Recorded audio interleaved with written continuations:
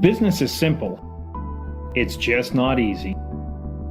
We focus on 3 things to help you run and grow your business more easily: talent, sales, and how to scale. This is the Talent, Sales, and Scale Show. Here we go.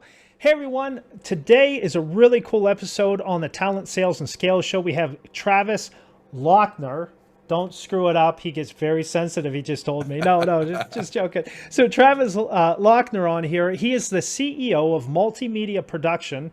He's the host of a podcast, really has dived deep into this live stream. He is a partner with marketing and creative directors. He's doing a brand and media consultant. He, a former co-founder and CEO, you name it, he's done it. Has the coolest office to date. You got to check him out on YouTube. Has a Star Wars trooper, and he's also read deep work, so he's got to be a good guy. So with all that said, welcome, Travis. Yo, thank you so much for having me. I am glad to be here, Bryan.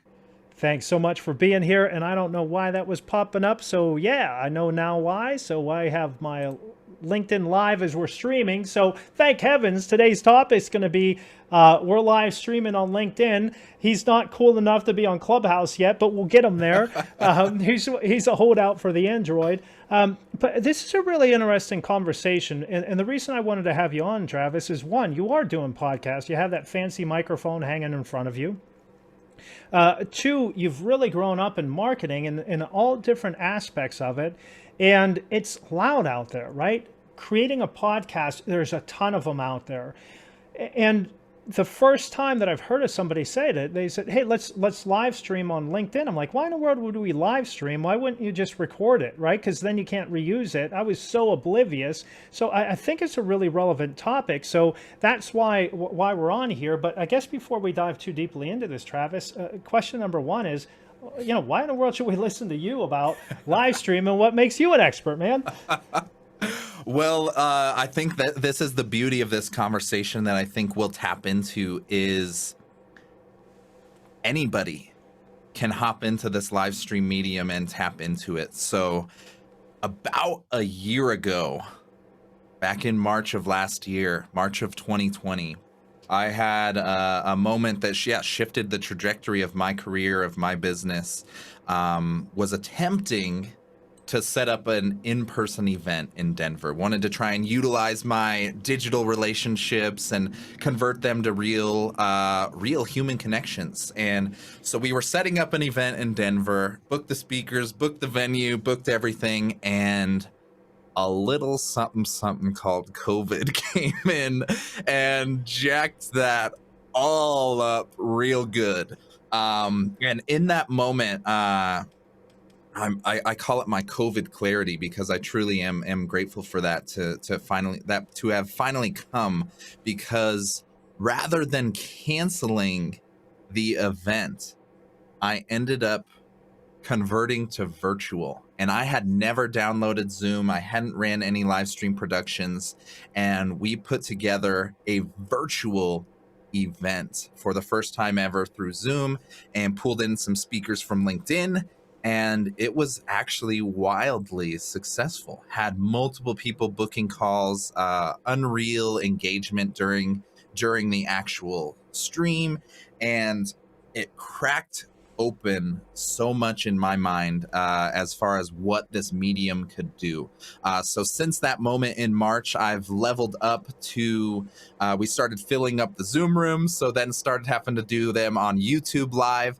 After that, I had my eyes on LinkedIn Live, started producing our shows there, and now have been multi-streaming to Twitch, LinkedIn, YouTube, Facebook, all of the above, with wild success, not only for my own individual streams, but now producing live streams for other businesses and other people that want to build out their own show. So, from zero to hero, I think that's that journey isn't an authoritative conversation of like, I've been doing this for 22 years and I'm the best ever. It's much more of like, this is a new medium that you can explore, you as the listener I don't care what industry, what background, what level of technical experience you have, this live stream medium needs to be something that's on your radar moving forward into this digital realm. So that's the overarching answer is I've been through music production, video production, podcast production, and every level of content creation, and been doing it for a long time too, since the MySpace days, and nothing has stolen my attention and focus the way Livestream has this last year. So So for that's my those, pitch. so for the younger ones out there, right? MySpace is like the dinosaur to Facebook. So just so you know what that is. All right, cool. So that was a lot there. Now, you had said wild success. Define wild success, because my guess is you probably have a couple of goals, couple of expectations whenever you're doing these live streams. So what is success in your world, and maybe how should we, as somebody getting started on this, what should our level of expectation be of what our success should look like?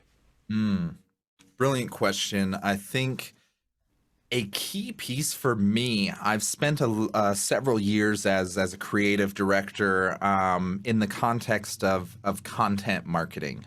Super common and popular strategy for developing organic content. And the key metric for success in that realm over the years has been engagement rate. The engagement rate of your content is a really strong KPI and is one that's more difficult to game than others.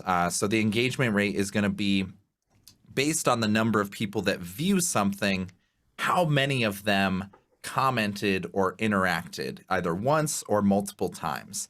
And over the years, as I've alluded to, that I've been in social media, good engagement rates have been anywhere from like 1 to 5%, like 10% is extremely impressive, especially on some of the modern platforms nowadays.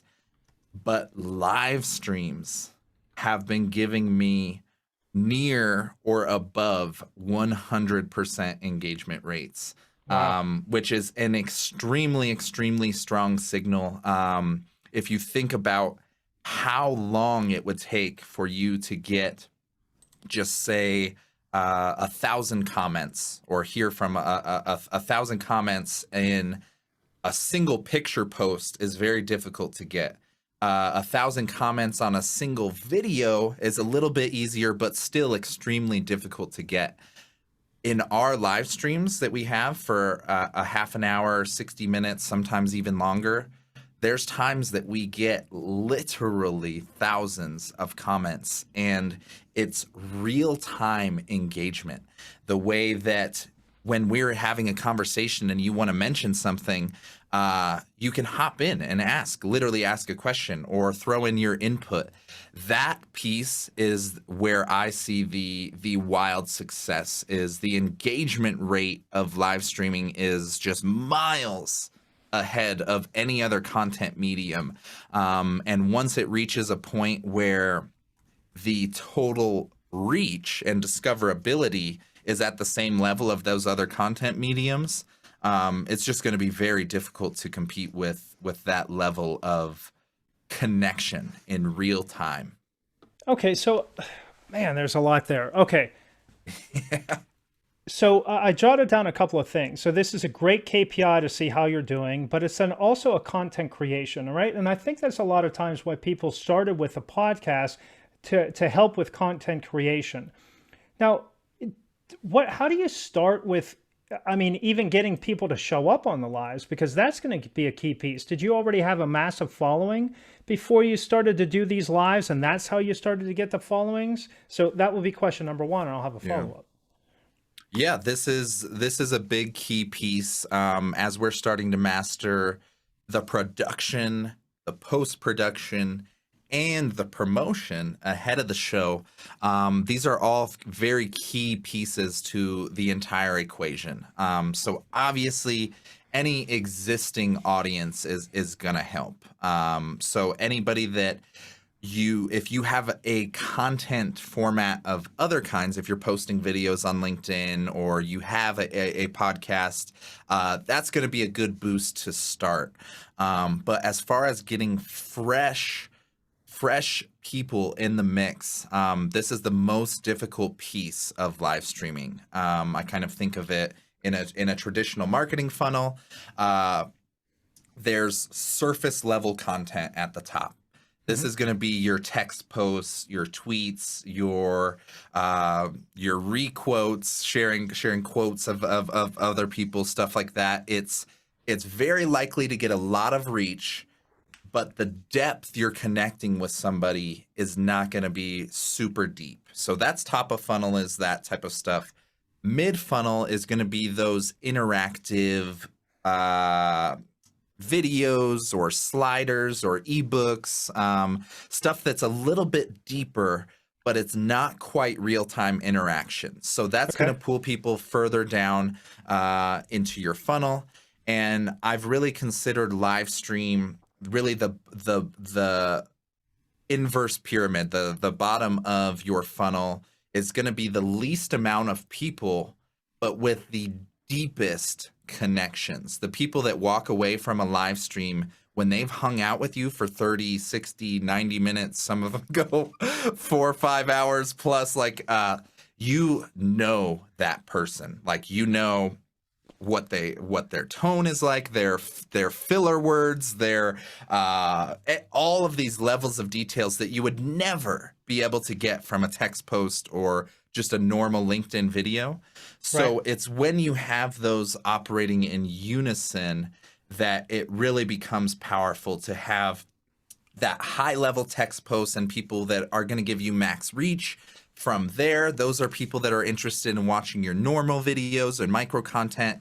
And then from there, those are most likely going to be the people that join your live streams. So thinking of it in a cohesive funnel rather than siloing the show or the live stream, whatever production you're putting together, siloing it is only gonna, it still can succeed on its own, but it's much less likely to get that audience from scratch.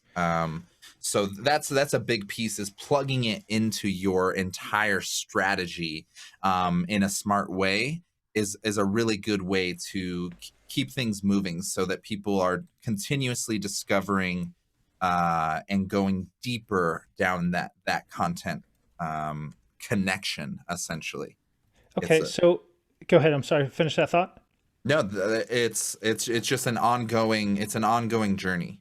Just like relationship building on social media, you're not going to convert somebody in one single post and one single comment. They're going to see you a few times, not say anything. Then they start seeing you a few more times and join the conversation. And then now we have regulars that show up at every stream, no matter what, whatever. So when you're at that level, it's a good positive signal. They're like for groupies. Sure.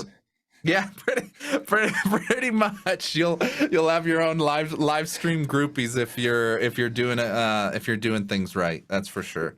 So let's. So I'll go a quick aside and then come back to this. So I would think if you're doing things right, that means that you're giving value, right? Whenever you're doing these live streams, there has to be value. So, for example, I know you're not on it yet, but it's blowing my mind some of the content that I'm getting from Clubhouse, right? You're getting these people that are just giving it away. Or I look at Ryan Reiser comes to mind. He does a live stream on cold calling.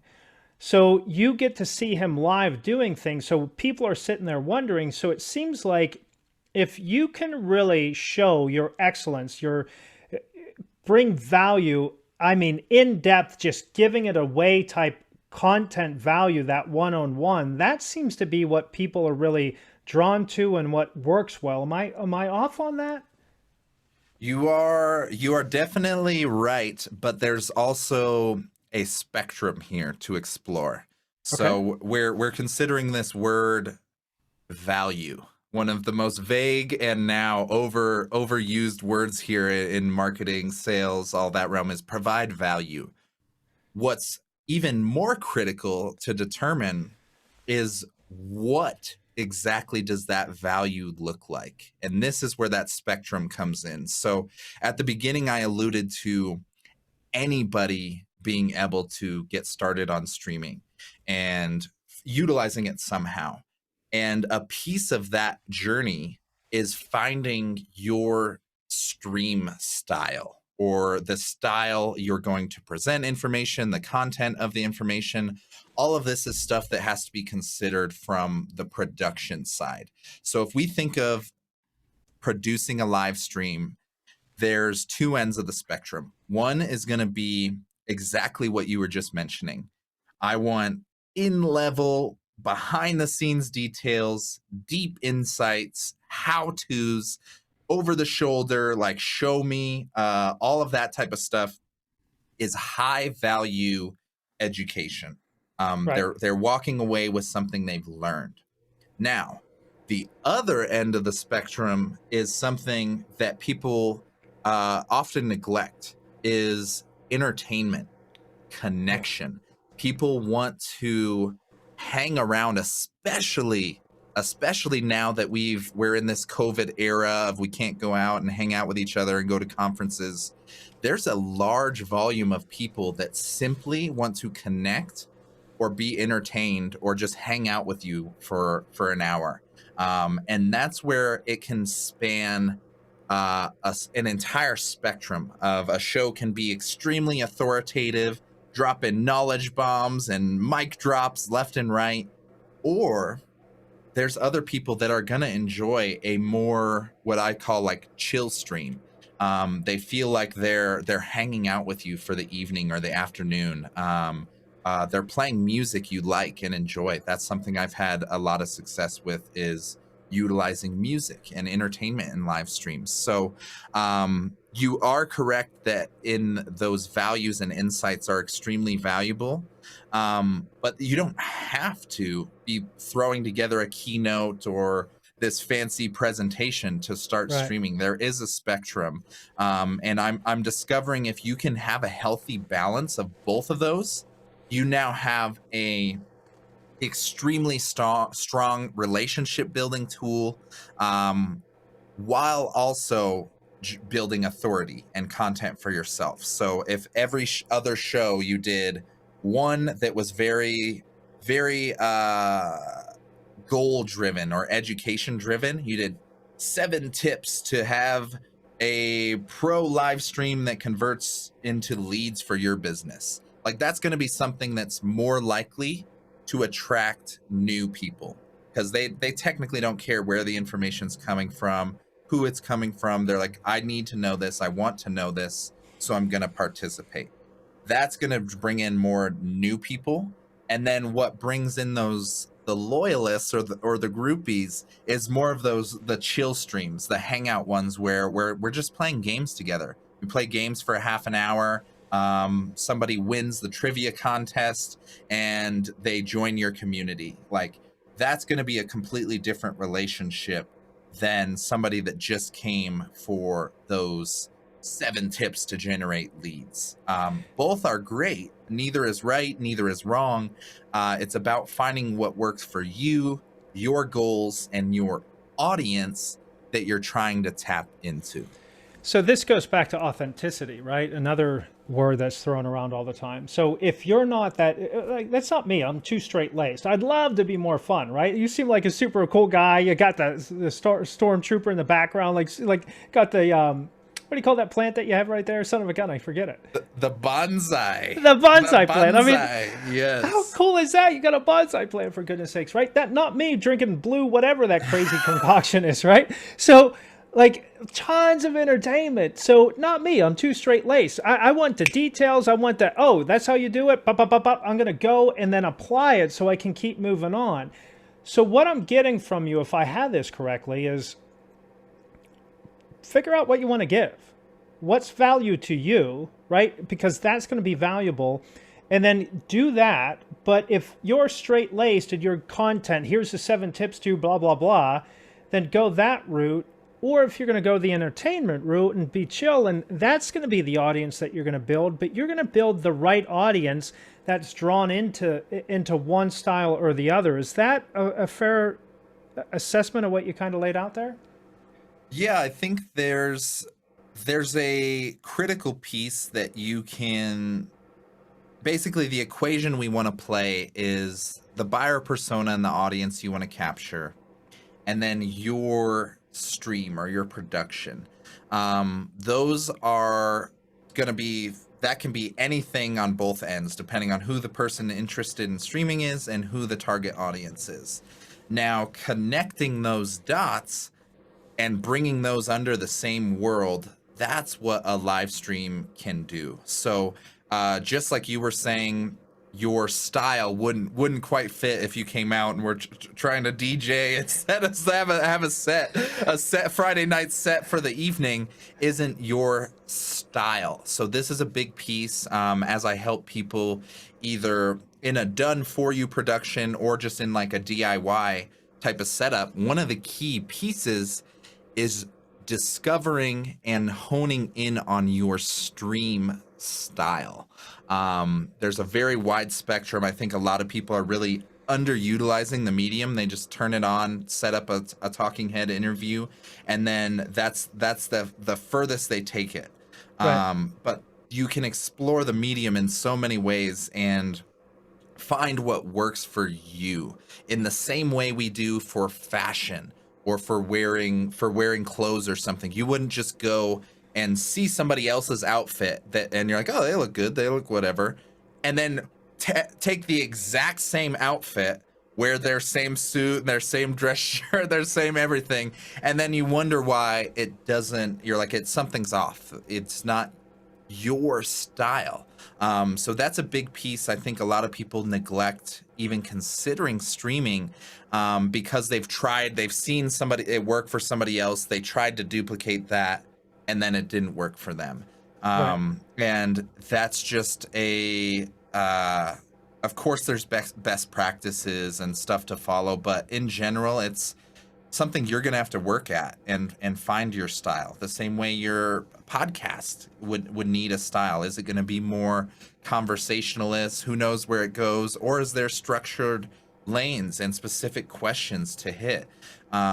Those are the same type of questions and same type of mindset that we need to approach with live streaming.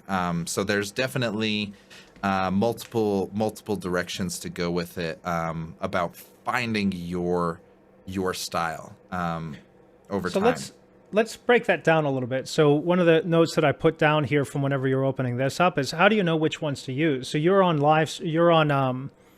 Twitch, you said you're on YouTube Live, you're on LinkedIn Live. So how do you know which one to go on? I mean, getting on LinkedIn Live right now is a little bit of a challenge. So let's talk through those. One, any ideas, best practices on getting on LinkedIn Live, or is it just keep showing up until they notice you? Yeah, so macro level, this is all part of that same equation we were mentioning at the earlier of who is the target audience we're wanting to capture and where are they hanging out at. So for me, I'm still zeroing in on this formula of multi-streaming. So as of right now, just streaming everywhere and letting everybody go wherever they want. But we're discovering there are, I guess, unofficial tones or themes kind of expected in each platform. So stuff that is more casual, more interactive, or games and trivia is more likely to work on Twitch. The stuff that is more insightful, here's your 7 tips for landing sales and leads, is obviously going to be more successful with the LinkedIn crowd. So there's no right answer for that. It's going to be finding, again, your stream style and plugging it into that persona or that audience you're targeting. So high level, no one answer. It's going to shift depending on who you're shooting for. And then as far as LinkedIn application, this one is, a very wide spectrum of who's approved and not approved, but I can share what worked for me and hopefully it helps somebody. But I started applying, early last year. Did two So or you were an three early adopter then. I believe so. Yeah, I didn't realize at the time, but we were just curious, yeah, for any format to get it going on LinkedIn Live, and I kept getting rejected. I didn't have video content on my profile, um, and didn't really have any streaming experience at the moment when I first started applying. But connecting back to that moment in March that we alluded to earlier, I started producing live Zooms and Zoom sessions that eventually we took into YouTube. So before, instead of saying I'm not going to stream until I'm approved for LinkedIn Live, I said, okay, I'm going to stream, and my only option at the moment is YouTube, and then eventually started Twitch. But those were open platforms you didn't need approval for to get going. And what I essentially did was used about 5 or 10 episodes of live streams on there to apply for LinkedIn. So now, instead of just applying to LinkedIn with an empty application, I'm sharing, hey, I'm very curious. I have a LinkedIn audience. We have a weekly show that's been going. However, I've been having to take them to YouTube every single week because I don't have LinkedIn Live access. And as soon as I had like 7 or 10 shows of those ready, I applied like once or twice more.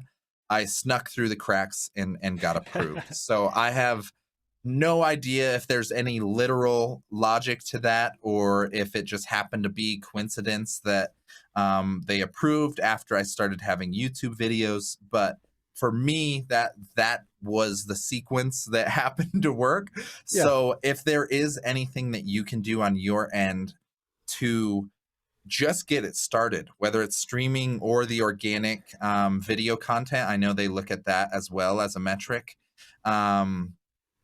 Anything you can do to show that you're just competent and confident on camera, like in Yeah. any way, is going to be a win. And even that is a very low threshold. I've seen people with very janky setups, completely winging it, barely can tell, like their laptop is like looking up their nostrils. They're like, this guy is not experienced with live stream, but he's got LinkedIn access somehow. So just keep trying, stream more, apply more, link to the videos you are streaming and doing already, and eventually the dam will break. Now, one other piece that you said here, and I'm finding this, so it's live stream nevertheless, but it's audio as opposed to video on Clubhouse. One suggestion that they have is to build this thing up, is to be consistent in when you're doing this. And you dropped that idea. I wasn't sure if that was intentional, but you said a weekly show. Is that a suggestion here to really build up a live audience? You get something consistently every single day, every single, week, or I would think monthly would probably be too infrequently to get noticed. So any ideas there, please? Yeah, as of right now, the weekly frequency seems to be a really good rhythm, both for personal streams, for B2B shows. It just seems to be a solid frequency. Uh, definitely recommended for long-term growth, and that piece you were mentioning of how do you actually get people to show up. The same way once upon a time when we had to watch network television, your favorite show started at 7 p.m. on Wednesdays. They had these primetime lineups. It was always every Wednesday at 7, your show is starting. This is the same mentality that you want to be developing with people that are joining your streams. If they don't know when you're going live, it's very unlikely they're just going to stumble into it. Right. The discoverability is not super great. Twitch is ahead of the game as far as just, I'm online and want to watch something, who's online, boom, and then they have everybody who's online available there. But LinkedIn, YouTube isn't super great at it either. You're going to literally want people to not only know when it is every week, but you're going to need to remind them multiple times for them to actually show up. Yeah. So that's the one trade-off with these of, if you're building the show and building the experience to be like having that, like you had to be there type of vibe and engagement and interaction, consistency is going to be a massive thing. I know the weekly frequency works for me, and then people that are into consistent like personal streaming, those more chill streaming or gaming streams, they'll do every Monday, Wednesday, Friday at 7 p.m. or whatever it is. But consistency is a huge factor because you start getting people that develop habits. We've got a Friday evening show that people like literally are waiting for. They like start asking like Tuesday, Wednesday, like, yo, who's the guest? Like, what do we got lined up this week? I'm like, oh, nice. So if I just did one of those at Friday at 7 one week, and then the next week it was Thursday at 4 p.m., and then the next week it was Friday at 3 p.m., like that's gonna create a lot of friction to get people in the room. So consistency and schedules are a big win for sure. Interesting. Okay, so let's talk about the content that's created. Is there, if I'm on YouTube Live, or if I'm on LinkedIn Live, or if I'm on Twitch, or name the platform, I've seen a lot of people, they put subtitles on there for the repurposing of that. Is that all included? Do we have to get additional software to do this? So talk to us a little bit about the repurposing of these videos, because I would think that's one of the main reasons for doing this. It's absolutely. So there is a ton of extra mileage and extra value to extract from live streams in post-production. So the show itself obviously is the experience for the user that's there.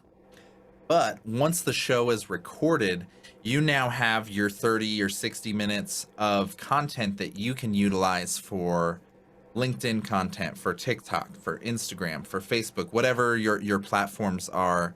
The post-production piece is absolutely vital.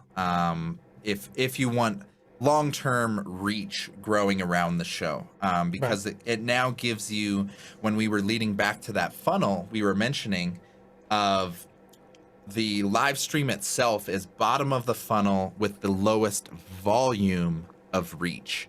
You can now use this micro content as those mid and top funnel pieces where they may have not joined the live stream, but your 3-minute highlight of the live stream they saw on LinkedIn. And now after they've seen it 3 times, they're like, I might want to check out this show. I don't know. Like, so that's definitely a huge piece that helps for the live stream itself.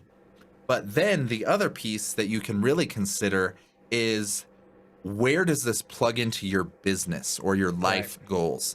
And that's where you can really take the micro content any direction you want. If you're having a year where you want to build deep authority, you want to be a known authority in this industry, you can just slice those mic drop moments from your show and share them now on LinkedIn, or vice versa. If you were in a stage of your personal branding where you wanted to increase your relatability and make people think you're relatable and human and entertaining, maybe a bloopers reel or something from all the mishaps from your live stream is going to be something you'd want to throw together and put on LinkedIn or YouTube or whatever it is. So that's where the flexibility after the show is virtually limitless, from parody trailers to those high authority mic drop moments. There's so much you can do with the editing after the show, that it really just becomes, again, back to that same equation. This is all I focus on when we're doing this for clients, is who is this for? Truly, who is this for? And that micro content gives you more ways to surround that target persona. So if it's LinkedIn or YouTube or TikTok videos, you can use that micro content to keep popping up on their radar over and over and over. So now every direction they're going, they're running into your content or your face somehow, some way. And so many directions you could take that, as far But as which platform, but absolutely vital piece of it, to let, consider yeah, post-production. let me hit that there, right? So in Yeah. post-production, and do me a favor, keep me honest to this one because I want to come back on, the additional software, the subtitles for the top of Hmm. the funnel. But what I really like what you're saying here is it's a flywheel effect, right? So Yes. Yeah. right, because even if I started, so tell me if I'm crazy on this, right? So I'm going to start at the very bottom. I'm down here. I got no followers. I've got nobody watching this. I don't have anybody because I haven't been consistent in my Thursdays at 7 o'clock or whatever time we're going to pick, right? I don't have anyone there. My sense is what you just told us is so what? Make the content, get that to the top of the funnel, allow that to fall through, and now you're multitasking. Whenever you're doing this, you're able to use this for so many different ways. Right now, to me, it seems like content is king. If it's so noisy out there, if I can't consistently show that I'm a subject matter expert or I really know what I'm going to do, unless if I'm getting a warm introduction, without, if I'm selling something complex that isn't just a widget, I need to be able to differentiate myself, and leveraging this content will allow me to do it. So if I'm doing these live, record it, put that to the top of the funnel. Like you said, 30-second clips, 3-minute clips of all your mic drops. I'm putting text to it, and now I can make tools and worksheets and all of these different value add, however you want to define Yeah. value add, valuable pieces that's going to keep dropping people down to the funnel, which then is going to go to pipeline funnel, which is then going to go to revenue, which is then going to go to the bank. And so if my sense is what you're saying here, is I have to really take a long-term perspective on this. And if this is like anything else in life, I take that long-term perspective, then eventually it just clicks. And I don't know Mm. what does it, but then it just pops. And you're like, holy cow, how did this happen? Right? Am I kind of online with that, or Yeah, no, it takes years to have an overnight success. right? So that is absolutely on par. The biggest piece I think a lot of people miss, or really maybe just don't understand because it's so new, the medium itself, is this can be plugged into so many things in so many ways, Yeah. as far as a genuine true show. So think of having, yeah, your own talk show or your own TV show. It's a media asset. It is an asset in itself. If, in the highest form, you could literally sell the show itself. Episodes, if you have good enough content, high enough production value, the show itself is a media asset. Now the equation becomes how and where and when do we plug this into the business goals of your life or of your company. And that's where it can be, yeah, anything in that flywheel. If it's more of an audience based show, then now you're framing it as a community event, the same Yeah. way you went to your favorite restaurant or your favorite club on Fridays and Saturdays. Is the same way people show up to these events. They expect the same vibe, they expect the same crowd. Or if the goal of the show isn't for that front end audience engagement or people to feel like they're hanging out, the show can be an authority generator and relationship builder itself. So the goal is just to connect with high level people from industry X. If that's truly been your goal, you can set up the show to be entirely catered to building those relationships. And now people that have ignored your emails for weeks or Ever. months or years or forever, suddenly when you have your own show and there's authority built around it, people are starting to respond and they're open to that conversation. And I've had literally that experience of people that I've emailed for years prior to that. Just, hey, just curious if you wanted to talk about content marketing or where we can support or whatever. Nothing for years, over and over. But I finally have my show and invite them, hey, curious if we could feature your story on the Beast Node podcast. Would love to know if we could share X, Y, and Z. I noticed you're launching this. Yeah. Boom. They respond in an instant. Let's book it. Let's do this, whatever. Yeah, So right. whether it's a podcast or a live stream or anything, if you're smart about how you're setting it up, you can plug it into your business and your life in so many ways. So that flywheel effect, absolutely. There's a rinse and repeat like setup to it. But if you can keep things fresh while staying consistent, you've got a recipe for success there for sure. Yeah, and I'll come back to you for a shameless plug here at the end of this, but I'm guessing that's something that you could help us with. I want to give two examples here to go back to your community statement, because I really think that this is important, especially to the new generation coming in, and a little bit maybe the millennials. I think us, so I'm a Gen Xer or whatever they call those things, right? So I don't know if it's my personality or not, but we're not terribly relational for the most part. It seems like millennials are, and definitely this newer generation coming in. And I look at successes like Rev Genius or what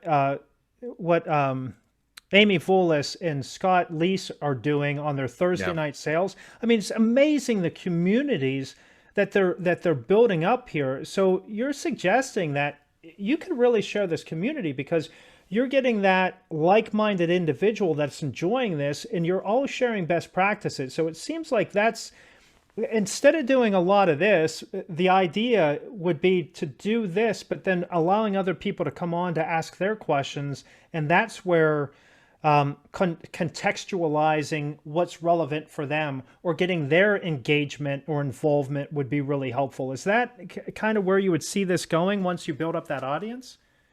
Yeah, I think the community element is really a piece that I'm investing more into seriously, because it kind of happened unintentionally. I sort of just had the media production and content marketing side figured out. I had seen the light on that just from client work, but this community element, the community building of a live stream experience, or whether it's Zoom rooms, private Zoom rooms like the Thursday night sales, or open public streams, people are desperate for any type of human connection. I think across any spectrum, any industry, any generation now, regardless of what the norm is, we all desire to connect with people that we like, or we like what they're doing. And this is a very simple platform to not only start that connection between me and the viewer on the other side of the camera, but now the guests that you're bringing in, that's a deep connection they're going to remember. The community before and after the shows, that's the biggest piece I'm discovering that I really undervalued. If you have a community built around your brand or your business, they got to do something all the other hundreds of hours you're not streaming, or when the event is not there. So that's where we're discovering having LinkedIn community or Discord community. This is a tool I've really been focusing on, is building out a Discord community that is going 24/7. And now the scalability of that community has just amplified, because it's no longer restricted to me and a viewer. It's now viewers meeting other viewers, hanging out with guests, and then the guests after the show come into the Discord and hang out for what we set up as like an after party. And it's just the same. I just keep equating it to, I spent so much time in the music realm and music world. It's the same exact thing as like event promoters and bartenders and DJs and the musicians and the bands. Like, naturally, you're going to start hanging out with the same people that have the same interests. And just because the show or your concert ended at 10 doesn't mean the night ended. Everybody went and got drinks after, went to a restaurant or whatever. And so that community building element has a surreal snowball effect that I undervalued coming into streaming, and now this year I'm placing much more of a intentional focus on it, of people joining the Beast Node community, and people that fit under that umbrella.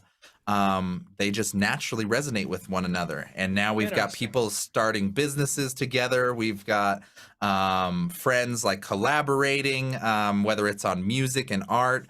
Other people, yeah, that have mentioned like they've literally wanted to start a side hustle. They found somebody else in the community. Two girls work together, and they are now running a social media marketing agency, all based on connecting through that community element. So, and you call that Discord? Value. You called it Discord, or is that a platform, or what is that?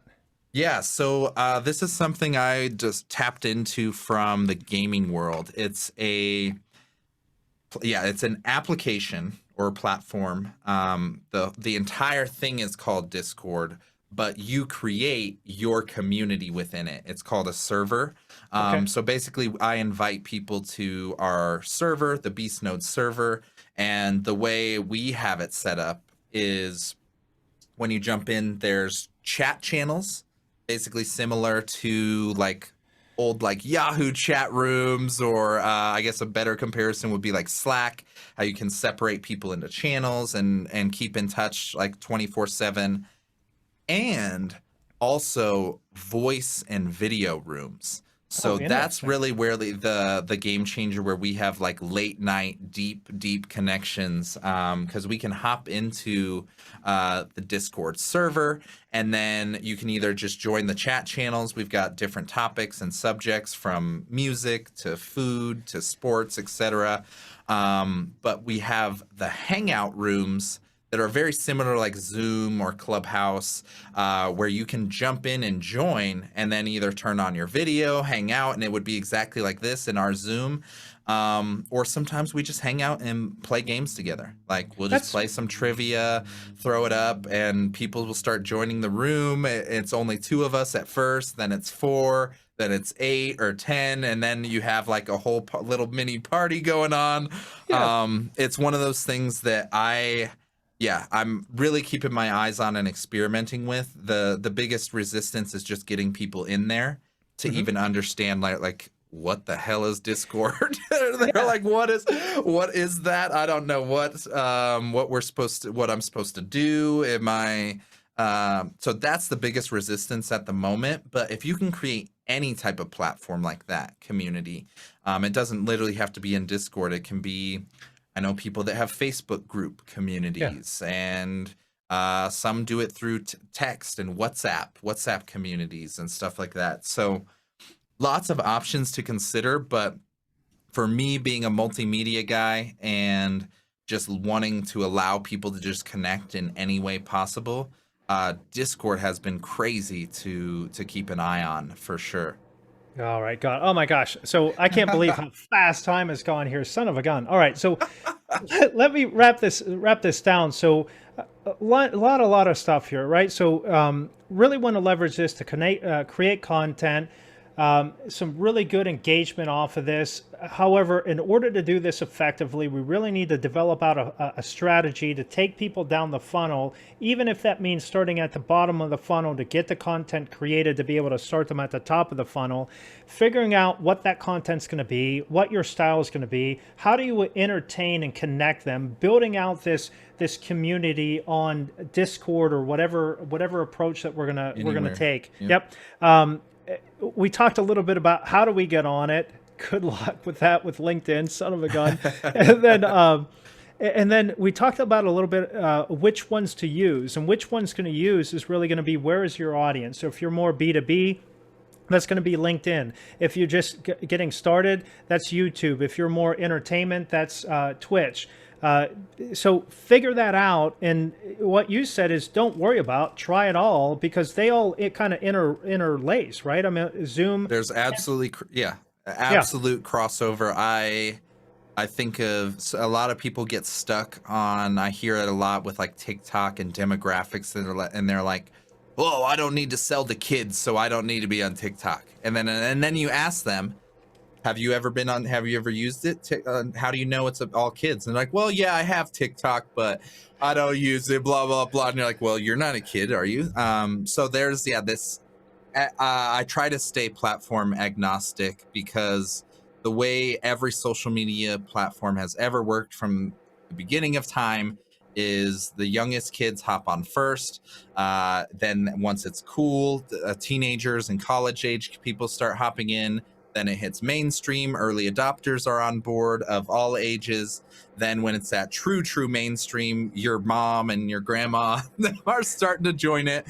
We've seen it over and over with all the existing platforms. I don't see why any of these other ones would be any different. So, I was just going to piggyback on that. It Yeah. seems like each platform is now connecting to the other platforms, and you can't really choose because, B2B is now on TikTok or Twitter or Instagram. I never thought I would need Instagram. Now on Clubhouse, you have to communicate through Twitter and Instagram, and then you're going to order people on TikTok. One of my daughter's favorite people is this 95-year-old guy on TikTok who does all kinds of crazy stuff, right? So, it seems like you just got to get over it and just get into it.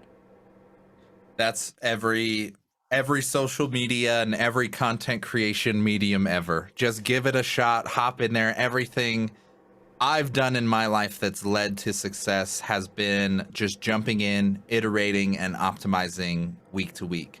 Everything I've done that I've planned for months or years and built the perfect business plan and built the perfect content plan, right, and this and marketing entry and all of that hasn't succeeded. Yeah. Everything that I've just jumped in and figured it out, from e-commerce to this live streaming to podcasting, all of anything that I've just started and stayed in tune with that feedback. It's a continuous feedback signal. Yeah. Has had much more success for me in my world. So as of my world, I would say absolutely lean into just getting started, whatever medium it is. So Travis is hanging out with a little Eric Reese, lean startup, right? Yeah. Nope. Lean startup, lean impact. The one back here, there's never going to be anything concrete, and finished or done. And it's a difficult perception to kind of shift in your head.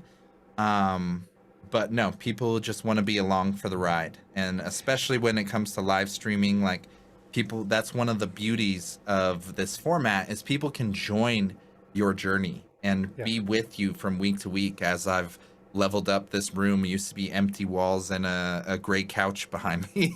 and then week after week, it's slowly leveled up. And now I'm sharing coaching experiences and journeys of mine live on stream. Nice. That people can just be a part of every week. So yeah, lots of stuff to explore as far as best directions to go and best practices. But ultimately, the least common denominator here is just get it started. All right, so get something started.